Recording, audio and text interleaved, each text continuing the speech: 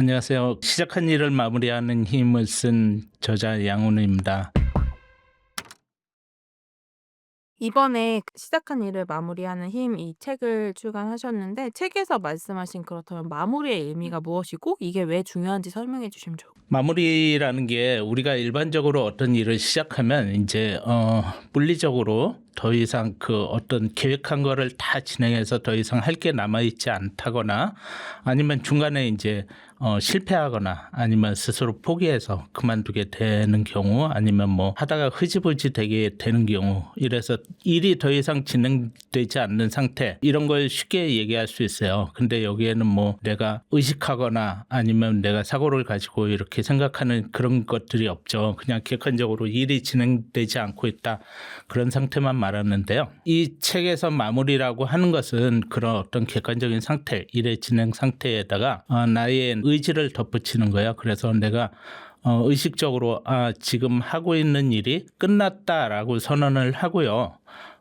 그 지난 일들, 내가 했던 일들을 돌아보면서 그 안에서 배울 수 있는 교훈은 무엇이고 깨달음은 무엇인지 이런 거를 찾아내서 앞으로 다가올 일, 앞으로 또 새롭게 벌릴 일들에 대해서 적용할 수 있는 시사점을 찾는, 그러니까 어떤 의지가 포함된 목적지향적인 행위 이렇게 생각하시면 될 것 같습니다. 중요한 거는 꼭 이렇게 성공적으로 완료된 일이 아니라 중간에 실패하거나 아니면 포기하거나 뭐 하는지 모르는지 모르게 흐지부지 되는 일들 이런 것들도 다 마무리가 필요하다는 거죠. 이렇게 마무리를 해야 되는 이유가 무엇이냐면 첫 번째는 이제 그 안에서 배움을 얻을 수 있다는 거예요. 우리가 무언가 이렇게 일을 하게 되면 그 일 속에서 반드시 배울 수 있는 것들이 있습니다. 인간은 이제 배움을 통해서 성장하는 존재인데 지난 일들을 돌아보면서 내가 무슨 일을 했지? 그 결과는 어떤 것이었지? 어떤 과정을 거쳐서 이렇게 지금의 단계에 이르렀지? 그 안에서 내가 얻은 건 무엇이고 잘못한 건 무엇이고 성공적으로 잘했던 건 무엇이고 못했던 건 무엇이고 이런 것들을 이제 도출하게 되면 앞으로 이제 새로운 일을 진행을 할 때 그것들을 다 활용할 수 있다는 거죠. 그게 하나의 배움이 되는 거고요. 또 하나는 이제 두뇌 에너지를 좀 아껴 쓸 수 있다는 거죠. 무언가 이렇게 일을 마무리하지 않고 남겨두게 되면 계속 머릿속에 이렇게 잔상이 남아있게 되고요. 그것들이 이제 두뇌의 한 영역을 차지하고 있어서 마치 이렇게 창고 속에 치워지지 않은 짐이 있는 것 같은 그런 거죠. 그래서 그런 것들이 이제 두뇌 한쪽을 차지하고 있으면 그만큼 두뇌를 효율적으로 활용하는데 어려움이 있을 수 있는데 마무리를 하게 되면 적어도 그런 것들이 없어질 수 있다 하는 장점이 있는 거죠. 한국인이 유독 시작한 일을 마무리하지 않는 특징이 있다고 하셨는데 그 이유가 무엇인지. 유독 한국인들이 뭐 그렇다라고 콕 집어서 얘기한 건 아니고요. 우리 이제 뭐 역사적인 배경으로 볼 때 사실 마무리하는데 취약할 수밖에 없는 어떤 그런 배경적인 게 있다 하고 말씀을 드린 건데요. 생각해 보면 우리나라가 이렇게 개화가 된 게 1800년 말 1900년 초 뭐 이렇게 되고요. 얼마 안 되는 100년 남짓한 시간 동안 굉장히 많은 변화가 있었어요. 뭐 해방도 됐었고 전쟁도 났었고 전쟁 이후에는 세계 최빈국이었잖아요. 그래서 가난에 시달리면서 이제 빨리 가난에서 벗어나야 되고 그런 모든 역사적인 환경들 속에서 또 산업화도 굉장히 빠르게 진행이 됐고 그 속에서 우리에게 필요했던 것 중에 하나가 빨리빨리예요. 무엇을 하든 빨리빨리 할 수밖에 없었습니다. 밥을 먹어도 빨리빨리. 밥 이렇게 5분이면 다 먹어야 되죠. 20분 기다렸다가 5분 만에 먹기도 하고 특히 남자들은 군대 갔다 오니까 더 그런데 일을 할 때도 빨리빨리 해야 되고 술을 마실 때도 빨리빨리 해야 되고 무엇이든지 빨리빨리 해야 되는 그런 습관이 있었고요. 그게 오랫동안 이어져 내려오면서 이제 어떤 한국의 문화적인 코드 이런 식으로 좀 정착이 된 거예요. 그런데 그렇게 빨리빨리 무언가를 해야 되는 그런 상황에서는 그게 우리 성장기에서는 당연히 요구되는 그런 시대적인 상황이었고 그러다 보니까 모든 사람이 거기에 맞추지 않으면 안 되었는데 그러다 보니까 그런 상황에서는 이 지나간 일을 붙잡고 되돌아본다거나 이런 게 좀 무의미해지는 왜 거기에 시간을 써? 오히려 지난 일을 붙잡고 보기보다는 앞으로 다가올 일들, 아직 해야 될 일들이 굉장히 많이 쌓여 있는데 그런 것들에 대해서 더 신경 쓰고 시간을 보내는 게 낫지 않아? 그러니까 지난 일을 가지고 마무리하고 되돌아보고 그 안에서 뭘 찾아내려고 하는 것 자체가 굉장히 무의미하게 여겨졌다는 거죠. 그러다 보니까 우리나라 사람들이 상대적으로 거기에 소홀하지 않았나 그런 생각이 들고요. 그래서 지금은 좀 달라졌죠, 상황이. 어떤 속도도 여전히 중요하지만 속도만큼 중요한 게 이제 질적인 완성을 추구하는 시대인데 여전히 과거에 그런 것들이 오래 몇십 년 동안 이렇게 쌓여서 내려오다 보니까 아직도 그런 것들이 남아 있고요. 그래서 이제는 그런 어떤 빨리빨리 하는 것보다는 지난 일을 마무리 짓고 그 안에서 이렇게 내가 앞으로 어떤 것들을 더 잘 해나가야 되느냐, 잘 할 수 있느냐, 내가 가진 것은 무엇이냐 이런 것들을 정리해보고 그것을 적용하는 것이 더 질 높은 결과물을 얻는 방향이 아닐까 그렇게 생각을 합니다. 그렇다면 일을 끝내지 않고 막 벌리기만 하면은 어떤 손해들이 발생하는 건가요? 굉장히 안 좋은 일들이 많이 있죠. 우리 자이가르닉 효과라는 게 있어요. 우리 시리즈로 만들어진 드라마나 아니면 예능 같은 거 보면 한참 재밌을 때 갑자기 끝나죠. 다음 시간에 이렇게 하고 끝나는 경우가 있는데 그러면 어떻게 되나요? 그냥 그 드라마 끝나고 나면 그냥 다 잊어버리나요? 그 순간에 굉장히 아쉬움도 많이 났고요. 시간이 지나면서 이렇게 종종 그때 어떻게 됐지? 그 사람들 붙잡혔나? 아니면 제대로 끝이 났나? 그렇게 자꾸 생각날 때가 있어요. 그렇게 마무리되지 않은 일에 대해서 잔상이 남아있는 것을 자이가르닉 효과라고 합니다. 그런데 이 자이가르닉 효과로 인해서 나타나는 문제점들이 몇 가지 있어요. 첫 번째가 뭐냐면 이제 두뇌 효율을 제대로 활용하지 못한다는 거예요. 두뇌를 제대로 활용하지 못한다. 그러니까 효율이 좀 떨어질 수 있다라는 건데요. 예를 들어가지고 두뇌는 에너지에 굉장히 영향을 많이 받아요. 에너지를 아껴 쓰려고 하는. 그래서 어떻게든지 에너지를 아껴 쓰고 효율적으로 활용을 하려고 합니다. 그런데 해결되지 않은 과제가 이렇게 남아있으면 두뇌의 기능에 계속 영향을 미치는 거죠. 잔재가 남아가지고 계속 영향을 미치는데 그 중에 하나가 이제 해마예요. 해마는 이제 아시겠지만 단기적인 정보를 저장하는 기억 창고입니다. 근데 이 해마의 용량이 그렇게 크지는 않아요. 받아들일 수 있는 정보의 양에 한계가 있는데 만약에 이렇게 제거되지 않고 남아있는 어떤 기억의 잔상 이런 것들이 있으면 새로운 정보를 받아들이는데 한계가 있다는 거죠. 이 정보를 받아들이고 그것을 빨리빨리 이렇게 처리해서 데니피질로 보내고 그것을 고착화시켜서 장기 기억으로 변환하고 해야 어떤 정보에 대한 그 정보 처리의 효율성이 높아지는데 이 해마의 정보가 계속 처리되지 않은 정보가 남아있게 되니까 정보 처리 효율이 그만큼 떨어지게 되는 거죠. 또 두 번째로 주의력이나 집중력도 떨어질 수 있어요. 주의력은 무언가 많은 것 중에서 내가 이 신경 써야 될 영역을 찾아내는 거고요. 그다음에 집중은 그 영역에 대해서 나의 정신을 몰입시키는 건데 이 잔상이 남아있게 되면 무언가 일을 하다가도 이렇게 갑자기 잔상이 떠오르게 되면 주의력과 집중력이 다 깨질 수밖에 없죠. 주의력이 흩어지게 되면요.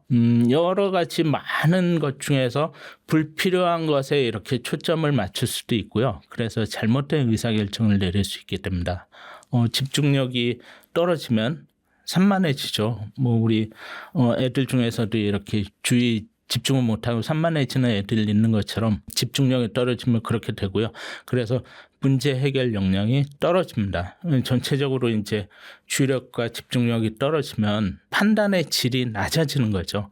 우리가 무언가 인생을 살아가는 데 있어서 피해야 될 것들이 중에 하나가 잘못된 판단을 내리는 건데 이제 그 어떤 무언가 마무리되지 않은 일이 계속 이렇게 머릿속에 남아있게 되면 그런 측면에서 안 좋다는 거고요. 주의력하고 집중력은 이제 그것을 관장하는 두뇌 부위가 전두엽이에요. 전두엽인데 주의력하고 집중력이 떨어진다는 건 전두엽의 역량을 100% 활용하지 못한다는 거죠. 그렇게 되면 또 무슨 문제가 생기냐면 작업 기억도 나빠져요. 작업 기억은 이제 어떤 특정한 과제를 해결하는 데 필요한 두뇌의 자원을 끌어다가 활용하고 응용하고 저장하는 역량이라고 할 수 있습니다. 이것도 떨어지는 거예요. 작업 기억 역량이 떨어지면 문제 해결 역량도 떨어져요. 전체적으로 그런 측면에서 좋지 않은 거죠. 그 두 번째로 어떤 마무리되지 않고 일이 남아있게 될 때 끼치는 부정적인 영향이 뭐가 있냐면 부정적인 정서가 늘어날 수 있다는 거예요. 한번 생각을 해보세요. 뭔가 일을 하다가 성공한 일 같은 경우에는 뭐 그런 일이 없겠지만 중간에 하다가 실패를 했거나 중단했거나 아니면 흐지부지 된 일이 있으면 그런 것들이 계속 마음속에 남아있을 수밖에 없어요. 그리고 그 불안한 마음이 생기고 불안한 마음이 이제 불편함을 만들어내게 됩니다. 그러면 그런 불편함은 어떻게 되냐면 부정적인 정서로 이어질 수 있어요. 심리학자 중에 페리 버핑턴이라는 사람이 있습니다. 이분이 어떤 얘기를 했냐면 성공적으로 완료된 일은 그 긍정적인 만족감을 느끼고 쉽게 기억 속에서 사라진다. 우리 자기가르니 효과하고 비슷해요. 성공한 일에 대해서 완수한 일에 대해서는 기억이 남지 않습니다. 그러나 끝내지 못한 일은 부정적인 감정이 남아있게 되고요. 특히나 그 일을 하면서 들였던 어떤 그 시간, 노력, 그다음에 뭐 돈도 있을 거고 어떤 에너지도 있을 거고 그런 것들이 있죠. 그런 것에 대한 보상 심리까지 더해져 가지고 부정적인 감정이 더 커진다는 거예요. 이 부정적인 감정을 이제 두뇌에서 편도체에서 관장을 하죠. 근데 편도체는 어디 있냐면 단기기억 저장 창고인 이 해마하고 굉장히 가까이에 있어요. 그래서 부정적인 기억은 더 오래 갑니다. 좀 안 좋은 기억들이 보통 일반적으로 오래 가잖아요. 그래서 이런 것들이 장기적으로 이어지게 되면 부정적인 정서로 나타나게 되고요. 늘 저 사람은 뭔가 삐딱해 부정적이야 이런 평가를 받을 수 있고 이게 장기적으로 이어지면 굉장히 삶의 질에도 영향을 미칠 수 있죠. 삶의 질 자체가 떨어질 수 있습니다. 그런 문제점들이 좀 있을 수 있어요.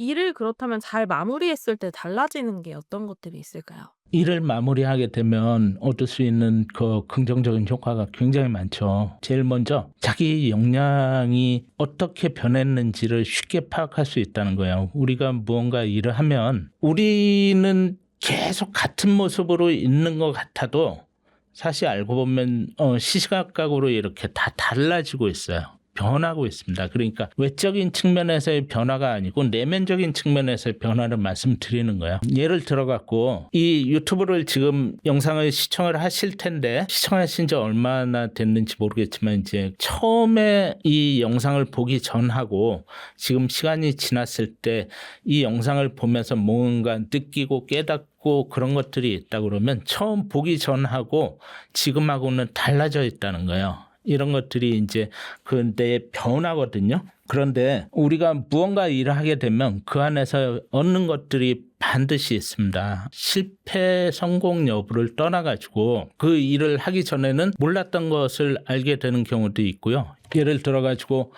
공부를 하다 그만두어도 처음에 시작하기 전에 몰랐던 단어들이나 어떤 문법이나 이런 것들에 대해서는 알 수 있잖아요. 그런 것들이 남아있을 수 있고요. 그전에는 몰랐던 어떤 경험, 지식, 뭐 스킬 이런 것도 있을 수 있고요. 내가 사용하지 못했던 어떤 소프트웨어 같은 것을 사용할 수 있게 되고요. 그런 것들이 이렇게 변화가 생길 수 있습니다. 그런 변화들이 쌓여요. 이런 것들을 종합적으로 해서 우리는 역량이라고 표현을 할 수 있습니다. 그래서 어떤 일을 하든지 간에 반드시 이렇게 역량이 쌓이게 되는데 그래서 좋은 역량이 많이 쌓일수록 이제 삶의 질이 좋아질 수 있겠죠. 그런데 문제는 뭐냐면 사람들은 대개 자신의 변화가 생겨도 그걸 잘 인식하지 못해요. 일을 해서 그 일을 통해서 내가 어떤 변화가 생겨도 그걸 잘 이해하지 못하는데 그거는 의식하지 않기 때문에 그래요. 내가 달라졌다는 걸 잘 의식하지 않기 때문에 무언가 일을 성공하잖아요. 성공적으로 일을 끝내면 이제 결과만 보는 거예요. 그런데 내가 이 성공에 이르기 위해서 무엇을 했고 그 과정에서 어떤 지식들을 얻었고 어떤 스킬들을 쌓았고 어떤 경험들을 쌓았고 어떤 통찰력을 얻었고 이런 것들에 대해서는 잘 알려고 하지 않습니다. 마무리하는 게 습관이 안 되면 그럴 수밖에 없어요. 성공한 일도 그러는데 실패한 일은 더 그렇죠. 실패했어. 아니면 내가 원치 않게 중단이 됐어. 아니면 하다가 흐지부지 됐어. 이런 일들을 보면 어떤 생각을 하냐면 중간에 멈춘 일이기 때문에 그 안에서 배운 게 하나도 없다고 생각하기 쉬워요. 실패한 일인데 그 안에서 뭘 배워? 내가 달라진 게 있을까? 이렇게 생각하고 그냥 건너뛰기가 쉽단 말이에요. 그래서 그런 것들을 간과를 해요. 성공한 일이든 실패한 일이든 마무리 짓지 않으면 그런 것들을 간과할 수밖에 없는데요. 우리 흙 속에 이제 사금 같은 거 있지 않습니까? 아주 값진 보석이 있다고 생각을 해보죠. 그 사금을 값진 어떤 물건으로 바꾸려면 다 채취를 해야 되잖아요. 건져내가지고 그거를 다 정렬을 해야 되는데 우리 역량도 가만 놔두면 달라지는 걸 알 수가 없는 거고 그게 나에게 값진 물건이 될 수 없는 거예요. 그렇게 어떤 흙 속에 숨겨져 있는 반짝거리는 금을 채취해가지고 나에게 값어치 있는 것으로 바꿔나가는 과정, 이런 것들이 일을 마무리하는 과정이라고 보시면 되고요. 만일 일을 했음에도 불구하고 마무리하려 하지 않으면 어떻게 되냐면 우리 기억은 항상 휘발되거든요. 일정한 시간이 지나면 다 없어져요. 풍화 침식 작용 일어나는 것처럼 우리가 했던 일들도 기억 속에서 다 사라져서 없어집니다. 그러면 예를 들어서 내가 1년 전에 어학 공부를 했는데 1년이 지나서 보면 처음부터 다시 시작해야 돼요. 있던 자리로 다시 가는 거죠. 그러면 이건 굉장히 자원의 낭비도 될 수 있는 거고요. 역량의 발전이 없는 거예요. 제자리 걸어가는 겁니다. 우리 요즘같이 이렇게 빠르게 변화되고 경쟁 심한 사회에서 제자리에 있는 것은 뒤처지는 거나 마찬가지죠. 그런 일들이 일어날 수 있고요. 그래서 마무리를 잘하면 얻을 수 있는 첫 번째 효과가 자기 역량을 객관적으로 파악할 수 있다는 거예요. 근데 자기 역량을 객관적으로 파악하면 좋은 게 뭐냐면 메타인지 역량이 좋아져요. 일맥상통에 있는 얘기인데 우리가 성공적으로 산다는 거를 이렇게 여러 가지 사람에 따라서 다르게 생각할 수는 있겠지만 저는 어떻게 생각하냐면 인생에서 도착해야 될 지향점이 있고 그래서 내가 현재 어디에 있는지를 파악하고 끝없이 그 지향점을 향해서 나아갈 수 있게 방향을 잡아야 된다는 거예요. 그거를 쉽게 한마디로 얘기하면 내비게이션이죠. 내비게이션은 이제 항해 용어인데요. 우리 육지에서 차를 타고 갈 때는 그런 일이 없지만 바다에서는 길이 정해져 있는 게 아니잖아요. 물길이 이런 루트는 정해져 있지만 딱 요 길로 차선처럼 이렇게 요 길로만 가야 돼 이런 게 없어요. 그 루트를 따라가다 보면 물살에 밀려서 배의 위치가 계속 변동을 해요. 그러면 끊임없이 내가 어디에 있는지를 보고 목적지에 가려면 어떻게 방향을 바꿔 나가야 될지를 계속 탐구를 해야 돼요. 만약에 그게 없으면 그냥 흘러가는 거죠. 그냥 그대로 흘러가는 거예요. 물살에 흘러가면서 내가 어디에 있는지도 모르고 그래서 내가 지향하는 목적지에 도착하려면 무엇을 더 어떻게 해야 되는지도 모른 채 그런 삶은 우리 살고 싶은 삶이 아니고 사라지는 삶 이렇게 표현을 할 수 있는 거죠. 그래서 내가 가지고 있는 역량이 무엇이고 그래서 지향점에 이르기 위해서는 그 갭이 무엇이니까 앞으로 어떠한 역량들을 축적해 나가야 되겠다. 이런 것들을 인지하는 게 메타인지예요. 그래서 내가 마무리를 하게 되면 이 일을 통해서 나는 이번에는 이런 것들을 내 안에 축적을 했고 내 어떤 역량이 이런 쪽에서 변화가 생겼어. 그런데 내가 도착하려고 하는 목적지를 보니 이런 것들이 앞으로 더 필요해 하고 알 수 있게 되는 거죠. 그래서 메타인지 역량도 높아질 수 있는 겁니다. 그리고 세 번째는 같은 실수를 좀 피할 수 있어요. 저도 그런 일이 종종 있긴 한데 살다 보면 이제 같은 실수를 반복하는 경우가 있어요. 예전에 사기를 당했던 사람이 또 사기를 당한다거나 예전에 어떤 잘못을 했던 사람이 시간이 지나서 그 잘못을 또 다시 반복한다거나 그런 일들이 있을 수 있거든요. 그 이유 중에 하나는 과거의 실패 또는 과거의 실수로부터 배움이 없었기 때문이에요. 배움이 없다는 건 뭐냐면 마무리를 안 했다는 거죠. 주로 이제 성공한 일은 뭐 그런 경우가 많지 않겠지만 실패한 일이나 중단된 일이나 아니면 뭐 흐지부지된 일이나 이런 것들은 그럴 수 있는데 왜 내가 이 일을 하면서 그만둘 수밖에 없었지? 내가 무엇을 잘못해서 이게 실패로 돌아간 거지?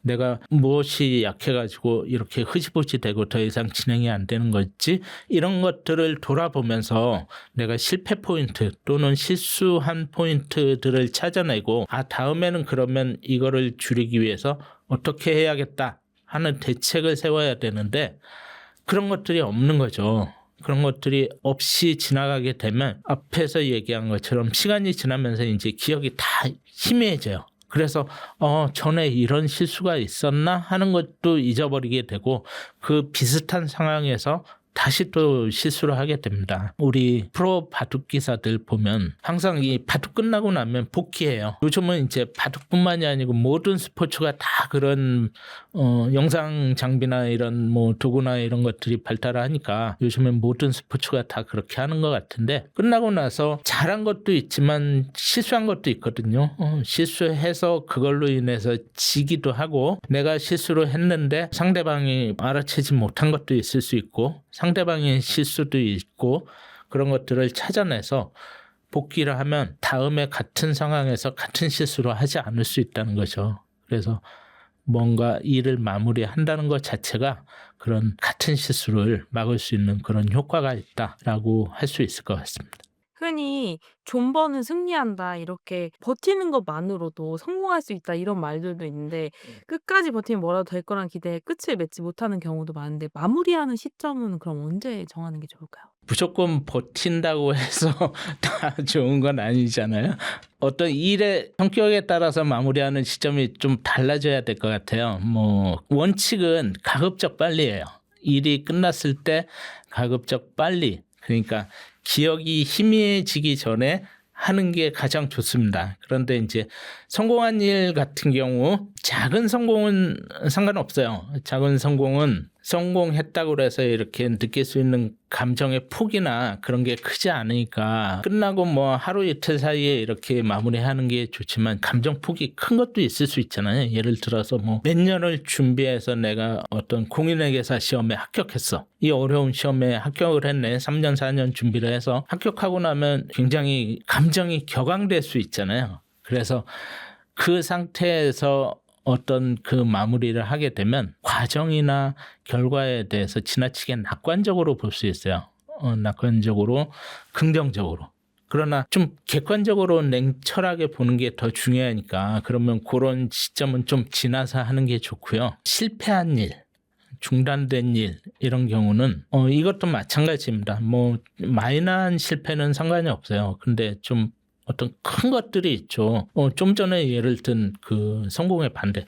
3, 4년 공부해서 공인회계사 시험을 봤는데 실패했어.